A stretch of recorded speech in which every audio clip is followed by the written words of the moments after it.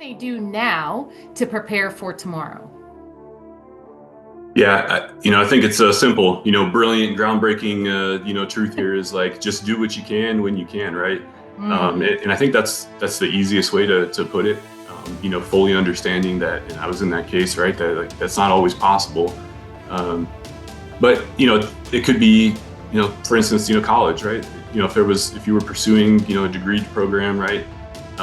You don't have to take a full time semester, right? And in most cases, unless you were like, temporarily assigned to do that, right? Which is some of the cases with some of the military programs. But, in general, like most folks don't have that time or capacity to do that. But, if it's one class at a time. Welcome to the Military Transition Academy podcast. Today, we're featuring a story that hits home for so many of our listeners. Craig Jones went from serving as a Marine in radio communications to becoming a program manager at USAA. Lots of stuff in between that, but it's a path that started with a sudden medical retirement and a big question: what's next? And that's something that I believe everyone is familiar with. In this episode, we are going to walk through how Craig discovered project management, the certifications that helped him speak the language of civilian business, and the mindset that carried him through his transition to present day. So if you've ever wondered how to connect your military leadership and operational experience to a career that values both, this conversation will show you exactly how it's done. So we're going to dive into Craig's story and the lessons that every veteran can use to build a meaningful and lucrative post-service career. Welcome, Craig, to the show. I'd love for you to introduce yourself to the audience.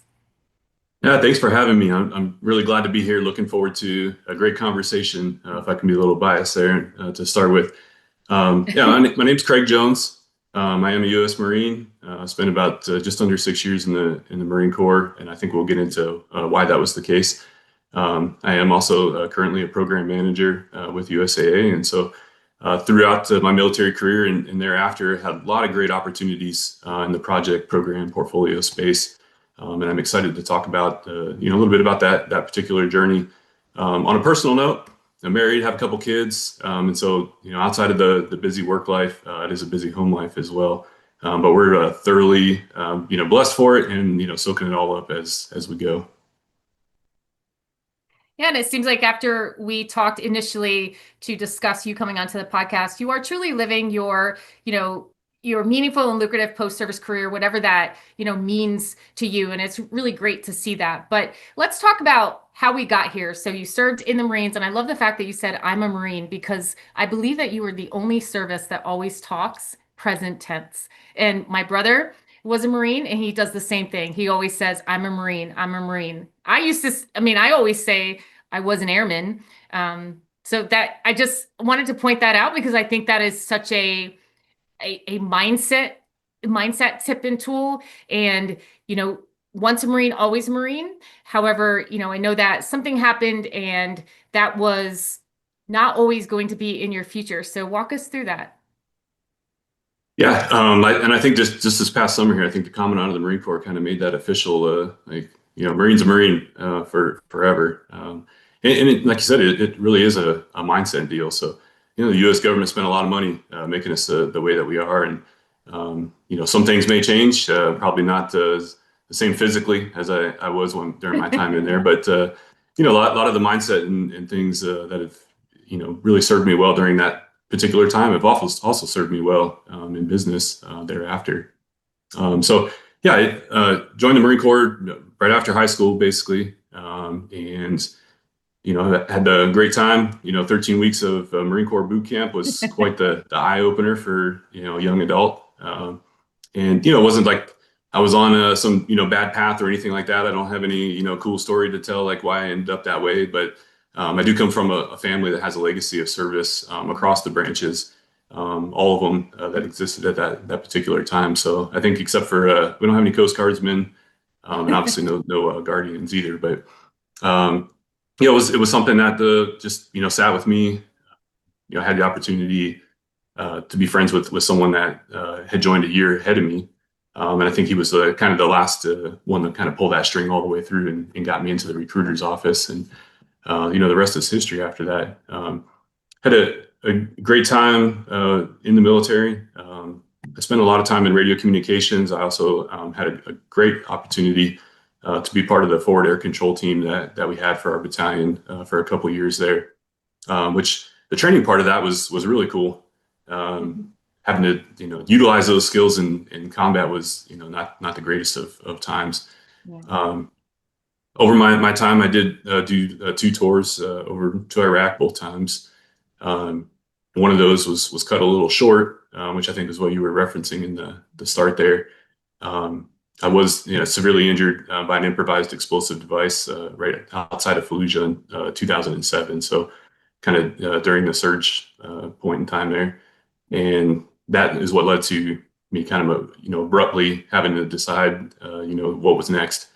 Um, it did take a little while, so I actually stayed in for a couple years as I was receiving treatments and all those things, trying to patch me back. And I did try to stay and continue my service.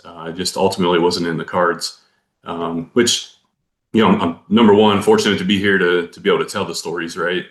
There are a lot of folks that aren't. And two, it gave me the opportunity to do some things that maybe I wouldn't have, had I spent, a full 20-year career. I probably would, I'd be just on the flip side of that right now. And I wouldn't have those experiences that I've had since that time. So, over the last, 15 years now or so, since I've been out, which is crazy to say. It's so long, but a lot of those moments honestly do feel like yesterday. And then there's that other side where some of that's like way in the past. But yeah, that was my journey. It was just under 6 years total. I wasn't able to physically continue service in the manner that I needed to at that particular time, and so that's what led to me getting out there. Thank you so much for your service. And it's crazy because we read about those battles in the surge, right? And so there's lots of books out there. I mean, there's whole companies really, based on the foundational principles that people learned, in Iraq during that battle. And, I'm so sorry that you couldn't, serve further. It seems like though, after a while, you realize like this is the way it is, right? And so when you say I'm a Marine, that's always going to be the case. And I believe that, your future that you have created has really done justice to your Marine service. So it took you a little bit once you were getting treated. What did you do while you were in the service to prepare for the future? Oh, that's a great question. And looking back, the short answer is not enough. I have a lot of these conversations now with service members.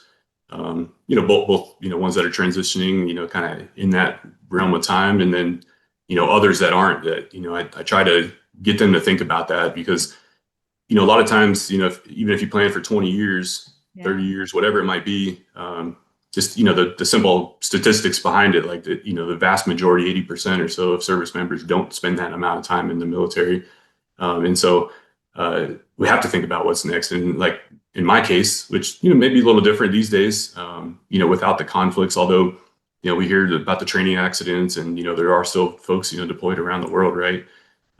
It could literally happen any day, and the military can say, well, hey, thanks, but that's the end of the road.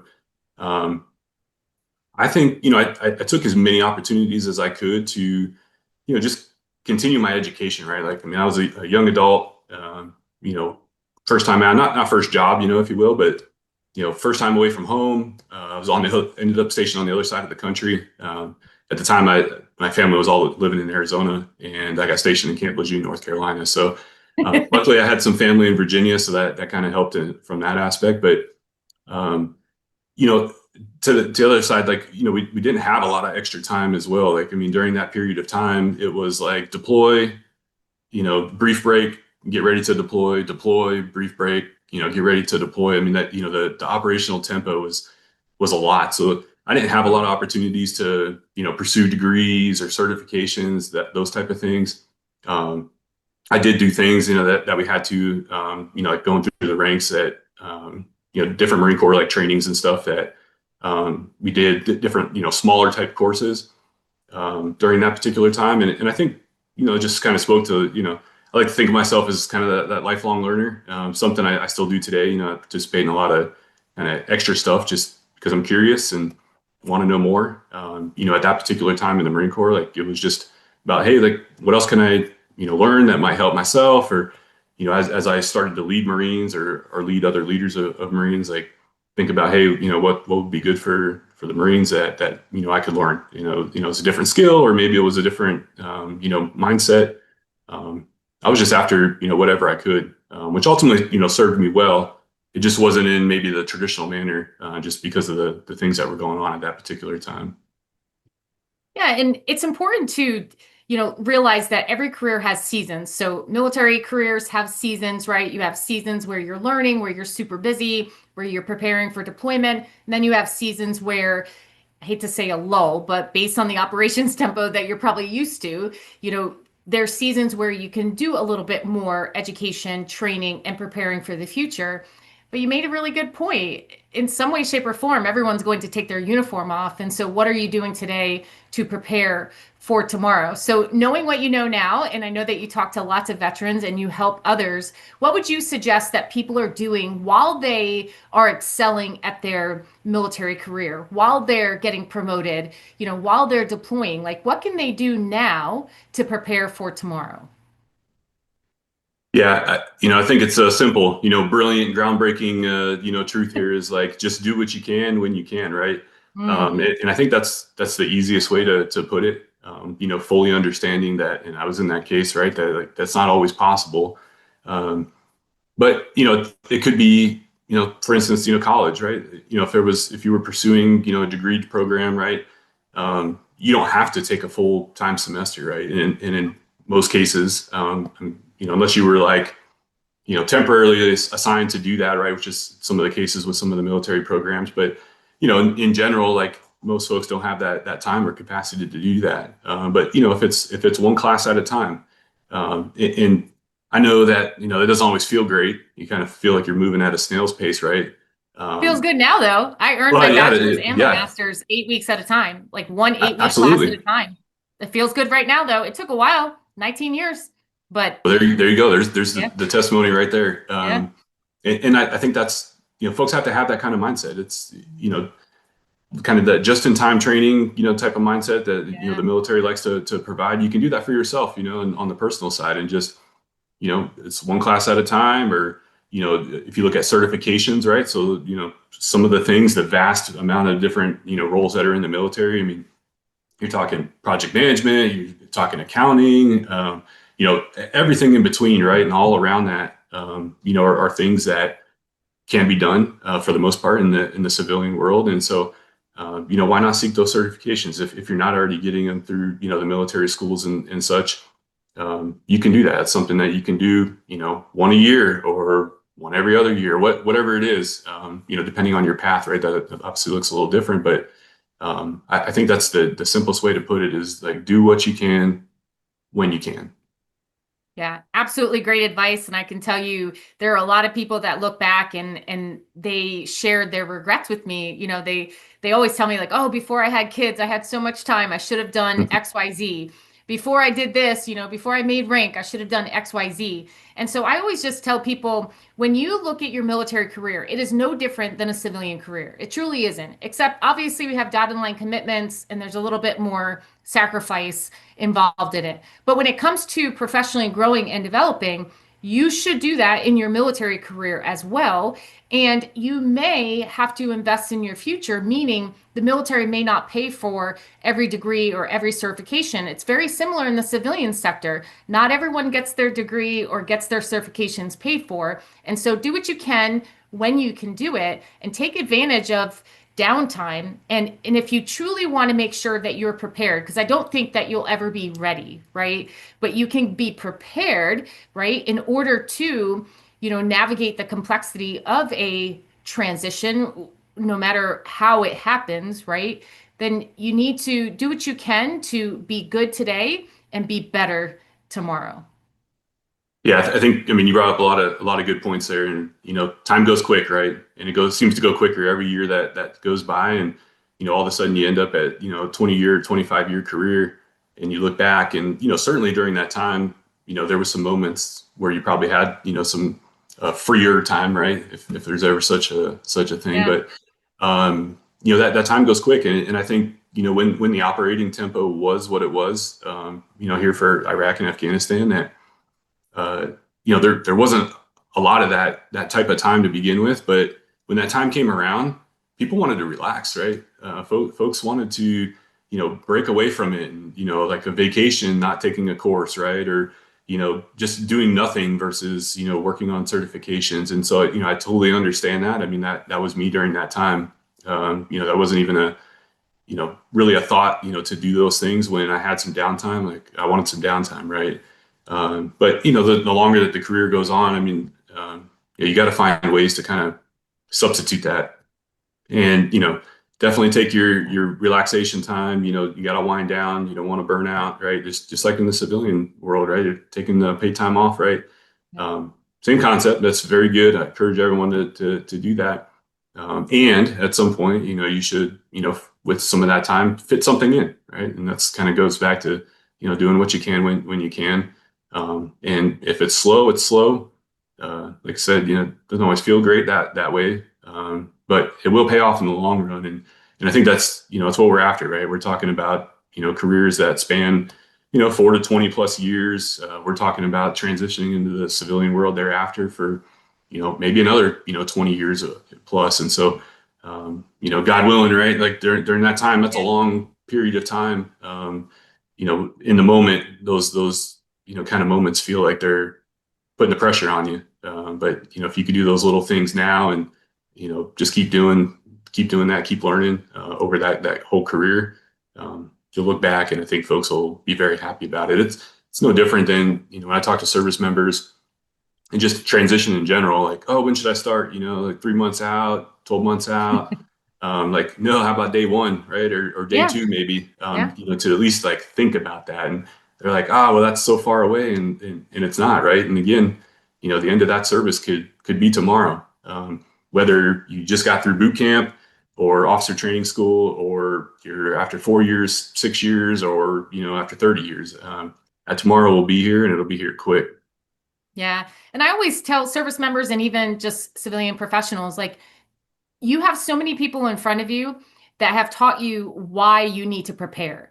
If you look at the rifts that are happening in the military, I mean, we have a lot of, we're not recruiting a lot of different positions. We're recruiting the specific, warfighter positions or hard to fill positions or whatever. But there's a lot of stuff happening within the service where we are downsizing or restructuring. And so not everyone is going to get to stay in.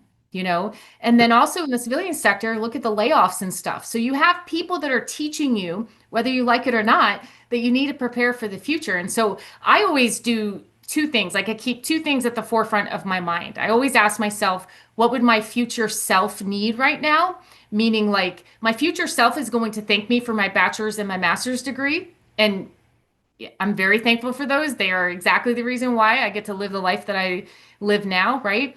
But it took a lot of sacrifice during the service to do those, right? And then I always think, if I want to scroll TV or watch Netflix or read a book, I can do that after I do this, right? And it's like the habit stacking. And so sometimes I think, I don't know if you agree with this, but sometimes I think we take the whole self-care and you only live life, once a little too far, where we're not thinking about what potentially we should do now in order to prepare for tomorrow. So I'm so glad to hear that that's what you did for the most part. And so, yeah, let's talk about now. And so thinking about education and certifications, and so you have this project management experience, but explain that. A lot of military folks will be like, oh, I'm not a project manager, I don't have that title.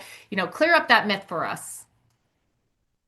Yeah, and so I'll kind of start where I left off with my service time. After getting out, I was still in that moment of, well, what now, right? I was still going through different treatments and stuff, physically, to kind of stitch things back together and make sure all was going to be right. And yes, I had that to deal with, and it was just everything that comes with that transition, right? Just thinking about, like, well, am I going back, home, if you will, right? And what's that going to look like? What am I going to do? I chose to, take a little bit of time while I was still kind of in that recovery phase, and go back to school. As I said, I don't know what path I'm leading down, but I know that, I have some skills. I've learned, some stuff. I've spent some time, with that military, and then, I can probably learn some other stuff that'll help me go forward. And so I did that. So I didn't do my, actual college, degree programs until after service. And I started down that path, one step at a time. Again, there was times where I couldn't do the full-time deal. I did initially for a little bit, and then I was like, well, the bills got to get paid somehow too, right? Yeah. So, slowed it down the pace just a little bit, but worked through the associates and the bachelor and then the masters. Just along the way to kind of learn. Business was really kind of like my focus. So I was learning business in general. Learning about operations management and project management and things like that. Um, at the same time, which is a good benefit for me, that the role that I was doing had me in operations and project management type roles throughout that time. So it was really applicable to say, hey, I'm learning about this. I can do this now, or hey, I'm doing this. Learning about it, makes sense. And so I think that actually, that helped a lot going through school. Um, and I kind of, I'd say, accidentally, fell into, project management, which I think a lot of folks can kind of say. Yeah. Um, I went into public safety right after, kind of as I was going through the school period. And, one of the things, because of the background that I had, was around the communications. And so, I worked on projects and kind of led the radio communications program that they had, but encompassing communications infrastructure for public safety, and which supported like 911 operations and such. Oh, And so that was where I first kind of meshed what I had been doing in the military, and the path that I kind of saw myself on, and was learning about in school. And in the moment, I wasn't thinking like, oh, I'm a project manager or I'm a program manager. Certainly looking back very shortly after that, I was like, oh yeah, that makes sense. And again, like in that moment, it just didn't click. But looking back, I could see through my military time how picking up some of those core competencies, right, of the project management discipline, right, or program management discipline, that you're talking leadership and team building and risk mitigation, all the things, right. Those are certainly things that a lot of military members do, at least some of those, together, if not, all those across the board. And so from that point, that's where I saw like, hey, I like doing this. Like, yeah. I like if you put me on the assembly line, I'm probably not the guy for that, right? You're kind of doing the mundane, like repeatable type of deal. And so, I liked, figuring out the complex problems, kept my brain healthy. Part of the blast, right? I had, a brain injury that I was working through. And, for me, like being able to work that and, really, kind of get after some of these problems was like a way for me to continue, that recovery. And it was good. I liked, kind of being the one, that was the go-to, like, hey, let's get this done. I like to call it now the puzzle master, right? And kind of putting all the pieces together, or the master puppeteer, however you want to put it. That's the moment where kind of all that came together for me. And since that moment, that's the path I've been down. Yeah, and really what you explained is what most, military service members do on a daily basis. And I think what people get tripped up on is, it's not project management, or I don't have that title. But if you think about project management as a whole, it's really, every project has a start and an end date. You're managing time and budget and resources and stakeholders, and you're probably working with cross-functional teams, and you're there to create something unique of value, right? So a unique good service, product, or result. So no two projects are the same, but they are similar. And when you think of projects, they are simple or they could be complex, right? They're small, medium, large, right? And you can have no budget or a huge budget. And so a project of creating a promotion ceremony for E7, I mean, that's a project, right? Or a $42 million construction project, that's a project. And so project management transcends lots of different industries and lots of different roles, responsibilities, and titles. So you identify that transferable skill set. So talk to us about certifications and how you actually landed at USAA. Yeah, I'll start with a story here that kind of ties these two parts of the conversation together. So, I've talked spoken with probably hundreds of service members now at this point, over the years that, transitioning or just, advice like why they're in and such. One that always stands out to me, kind of where you were going there with that commentary was, I spoke with a Navy captain who was thinking about retiring, almost 25 years or so in service, and we were having this conversation.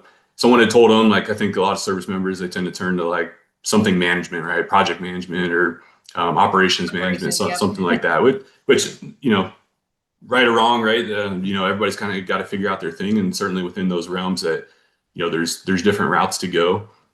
So folks, it's kind of my plug of like you should fully explore, kind of where you want to go, not just because someone said look into it, but with this particular gentleman, we were having a conversation around project management and a lot of stuff related to that, and he's like, yeah, but I don't have that skill set. It's just not something I've done.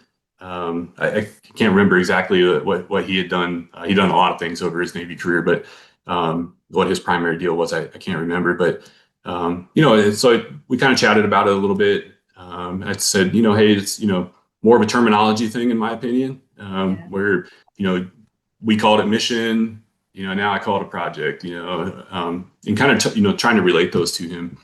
And so we had a conversation. It was great. He was going to kind of look into things further, talk to more people, as you always should. One person's not going to be, I certainly don't have all the right answers. I have a lot of things that I'll say, and each person has to put that together for them, right?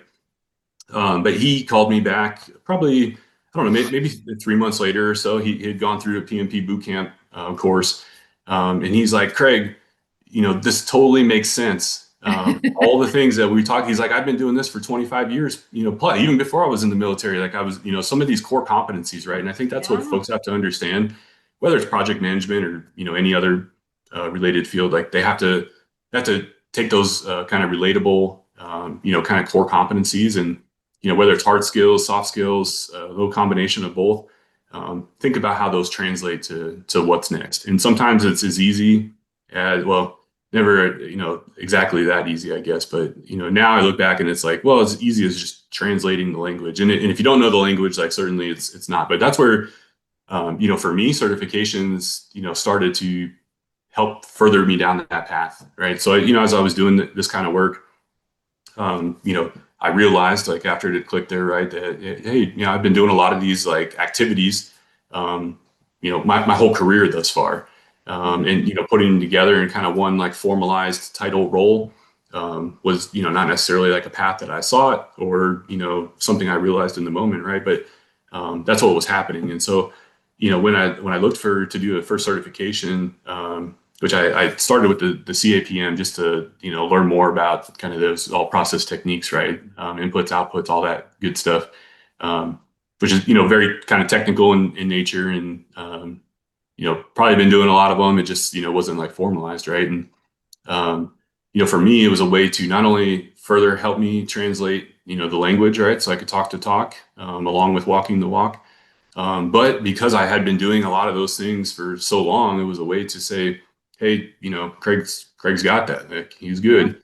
And that was, that's obviously like kind of the entry point there. But, when I looked to do the PMP, that was a real good opportunity, right? Something that's globally recognized, right? I mean, literally, out of, 7 whatever billion people, we have like, there's a million plus, the card holders, if you will. Yeah. And, that sets the gold standard of like, hey, they know what they're talking about. They've walked it because you have to have the experience requirement, right? They've furthered their education there by, taking the boot camp courses and such, and certified themselves by, taking a test that, is not an easy one that someone can just, off the cuff kind of do, right? No. Right before that, I had been in the financial services industry. I had taken some, licensing exams, right, for securities and such. And, I would equate those like very similar, to each other. I mean, one's, more law, and then, PMP's, more about, process and competency and things like that. But, it's tough. And I look at that and, I always tell people with certifications, there's a lot of them out there, right? but not a lot of them, require the experience or the knowledge or the time doing it. And so I kind of look at like, well, what's that certifying, right? Whereas I see, Yeah. a lot of these, globally recognized project management ones, program management ones, they really say like, hey, at this level, right? Doesn't mean that you're, a senior program or project manager or whatnot, right? But it says, hey, at this level, like, these boxes are good. And, to go with that, just because you have the PMP doesn't mean you're going to be the best project manager, in the world No. ever, right? But that says like, hey, we got this foundation set. From there, like, where can we go? What can we do from there? And I took that, as an opportunity, right around that time as well with Vets to PM, to do the ACP certification. Again, it was a chance for me to say like, hey, I'm pretty adaptable, like I'm pretty flexible, and we'll adapt and overcome. I could take this methodology, or the set of methodologies that it covers, right, and like apply those, and I had been, and to certify that experience again, and the knowledge base in that, it's really something that will help you stand out. So when you're looking for that next role, or you're looking for that promotion, or move into maybe a different company, a different industry, it's something that across the board, I mean, that is the gold standard. It's level set. It's something that's recognized, something that you see, in the instance of like PMP, right? You see that in a lot of job postings that, hey, sometimes it's a requirement depending on the level. Sometimes it's a, preferred.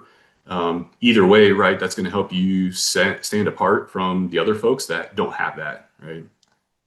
Yeah, and when it comes to the PMPs, so you were talking about the CAPM. The CAPM, like if you think about project management, right? Your PMPs are usually the ones that are managing projects. Those who have a CAPM, they're doing project work. And so CAPM is considered more like entry level. And then PMP, you have to prove 36 months to 60 months of project management experience. So that's more mid level or senior level, right? And the assumption is that you are an experienced project manager when you try to test for the PMP, right? So first you have to prove that you are an experienced project manager. You submit your application to PMI, and then once you get your permission to test, right, to sit for the exam, then you go and take the exam. And it's not a simple exam. I truly believe the magic happens once you receive your certification, because in order to keep the PMP current, you have to do 60 PDUs in 3 years. And so those PDUs, professional development units, are those trainings and classes and whatever it may be to make you more effective based on what you need, right? Because the PMP is globally recognized. It's very broad though for the most part. And so how you manage projects at USAA and how I manage projects at Vets to PM or Continental Tire, where I worked before, is not necessarily what you're being tested on. You're being tested on this globally recognized way of working, right? Your power skills and your business acumen that is transferable to any industry in some way, shape, or form. Yeah, and you brought up a good point. Yeah, I would totally agree that, from that point, right, that's the foundation, the kind of launching point. Then you have an opportunity to really hone in on your craft, right? And project management spans a lot of industries, right? The project or program work that I've done over the years in financial services, a program project work in, say, like large capital like infrastructure projects and programs, like that's totally different, right? Yeah. At its core, like a lot of those same foundational principles, they remain the same, but those are two different worlds, right? Building freeways, right, versus maybe new financial products, two kind of totally separate things. And the PDUs are great to, again, take that lifelong learner mentality and apply that. Some people break it up, and do, hey, I'll, do a 20 a year, right, over the 3 years. I tend to find myself like way over. Oh PMI yeah, has a lot of opportunities. I know Vets to PM, like some of my PDUs over the years, have had that, Vets to PM tagged against it. There's just there's a lot of opportunities out there to not only, broaden your horizons, but you can also, refine your technical craft, kind of, where you're at right there, in a specific industry, and maybe, even specific methodologies, just tons of opportunity to keep the learning going. Yeah, and one thing I always tell professionals, so military service members, veterans, spouses, and just people that I do life with, is that project management is a skill set. It's a function.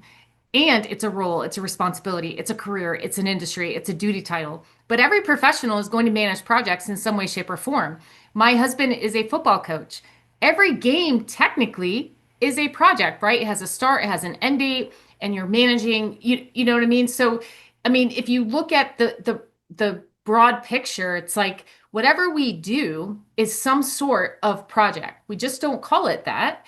But these skill sets can help you be more effective and more efficient in the kind of project work that you do. So tell us about USAA. So you've gone to school, you have these certifications, you have this experience, you have this training. And so a lot of people, are thinking like, okay, well, where can I actually go and work? And there's a lot of companies that support veterans, but I think that one of the most famous ones is USAA. So talk to us about your position. Yeah, for me, going over it, it's been almost 10 years now that I've Yeah. been here with USAA, and it was just a great opportunity for me to stay close to the military. It's kind of a poster child, for like the membership, what to serve. Like I was a member beforehand, right, on the customer side of it, and I said, well, this makes sense. Like, why would I not continue my service in a little bit different way, right? Wear different clothes. The mission's a little different, but it's still serving those that are serving in their families, and that was very near and dear to me to be able to do that, and I appreciate that I get to do that every day. Um, for me going over, it was taking those skill sets that I've learned and being able to apply those, and I've had the chance to work from business side of projects and technology projects. A lot of things with data and just things that I don't like. I'm not a developer, right? Like, never have been a developer. Probably not going to be. That's not the kind of path that I took, right? But like getting to lead those groups to build something, and whether it's a product or behind the scenes, if it's reporting or taking. I spent a lot of time in the area where we took like member sentiment and feedback and such, and be able to do the analysis and get insights out of that to drive better business outcomes. Help the leaders make better decisions.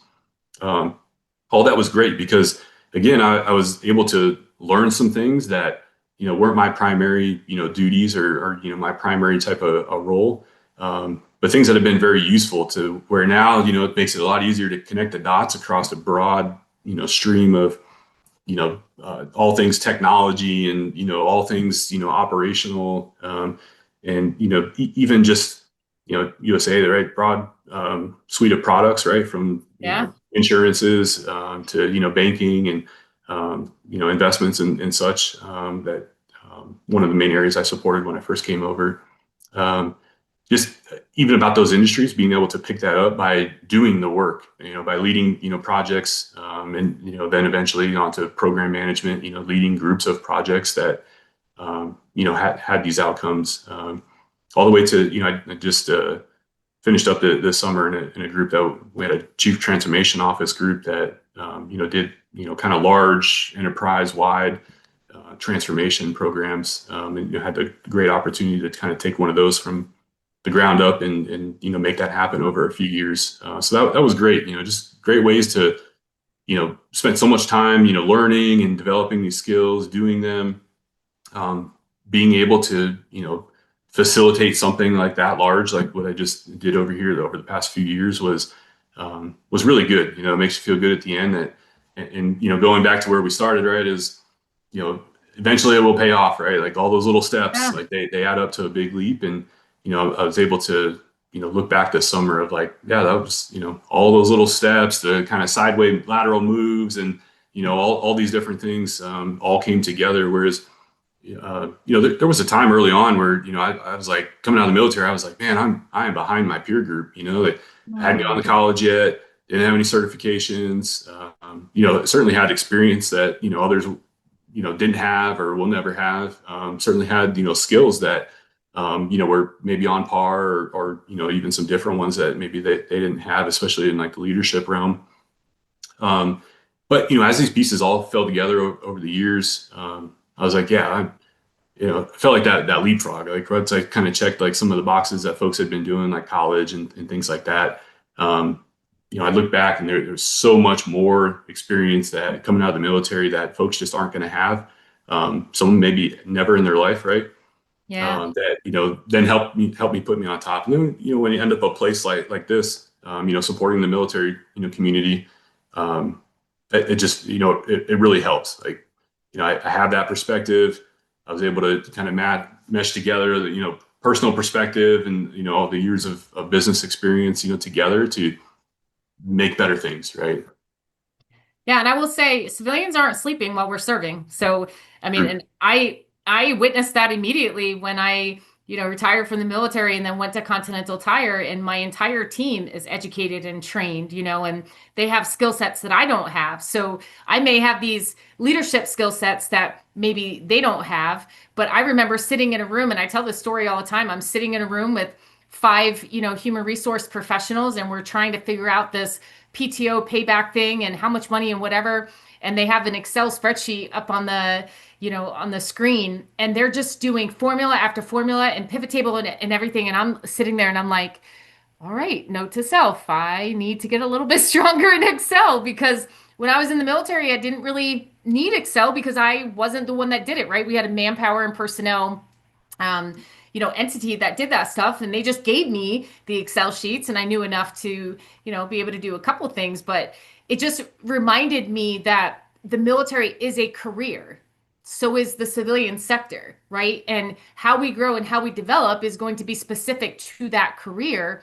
But what we do in each career, right, in the military and the civilian sector is going to help us for the future of our career. And that's, the big sort of rhetoric now is future proofing your career, right? Because nothing is like, there's no job security nowadays, not even in the military. I mean, it might take you a little bit longer to get discharged or kicked out of the military or separated and retired, but you have to future proof your career regardless of where you're serving in the military or the civilian sector. And one thing that talk about often, with military service members and veterans is networking. So as we close, I'd love for you to give us some tips and tools, or maybe tell us, why it's so valuable to build a network. And I know that you've worked with VPMMA and other things as well. And even just, talking with other veterans and service members, that's networking. Yeah, that's a big thing. Speak to people, right? Find out, what they do. And this is applicable in the military too, right? To your point, the pace of change that we're experiencing, like in technology and, just Yeah. different ways of working. Now we as employees of whoever, right, need to, continually adapt to that, continually look at, what's that next skill that I need to acquire, right? If it's because AI is the buzzword now, right? If it's Yeah. AI skills, right, or machine learning and large language model type of stuff, right? Data and analytics. There's always going to be something. That's the thing now. There had been other things, and there will be some other things tomorrow, right? That we constantly have to do. And I think part of that is just being out there, right? Put yourself out there. Talk to those people that are in those different roles.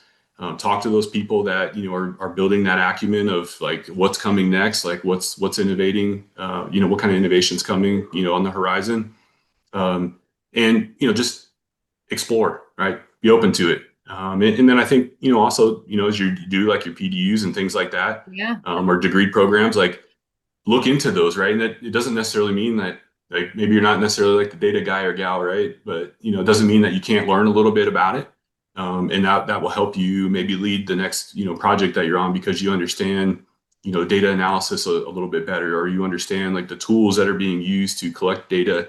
All those little things add up, right? There's a lot of I like to say there's a lot of different seats at the project table. And no one person has to be the master at all of those. That's why we build project teams, right, or program teams.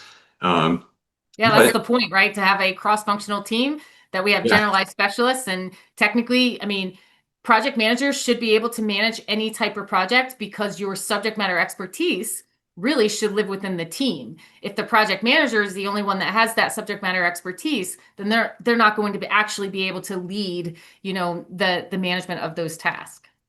Yeah, and that's where you don't have to master any of those necessarily, but I think knowing a little bit about Oh yeah. what's going on around the table helps you be a better program or project manager because you can notice inconsistencies or things, right? I mean, it's just there's some value to that, but that's helping you build your skills, and when you have to differentiate yourself, especially in tighter labor markets where you have a maybe a PM that's more of a generalist, or the PM that has XYZ type of experience or has led XYZ type of programs or projects before. That could be what leads to that next gig, right?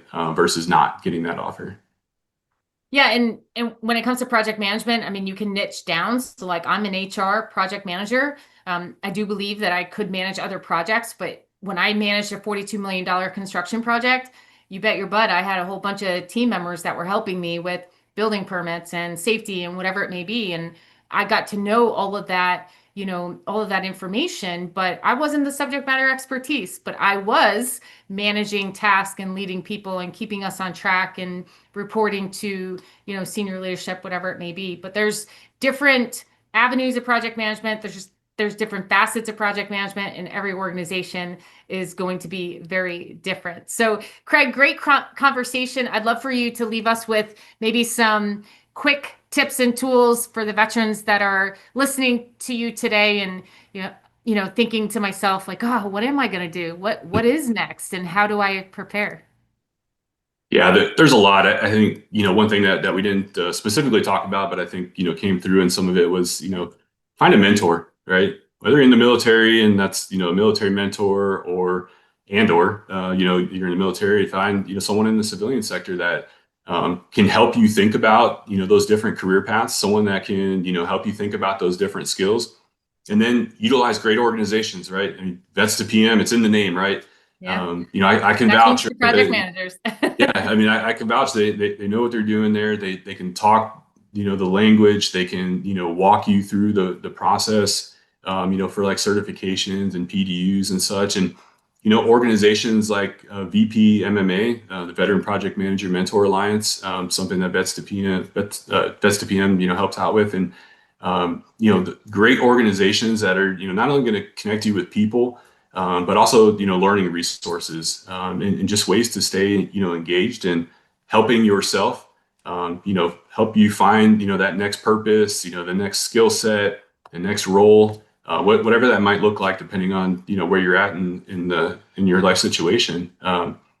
You have to be able to be willing to get out there, right? Yeah. Just be open to talking and learning. I think is what it kind of boils down to.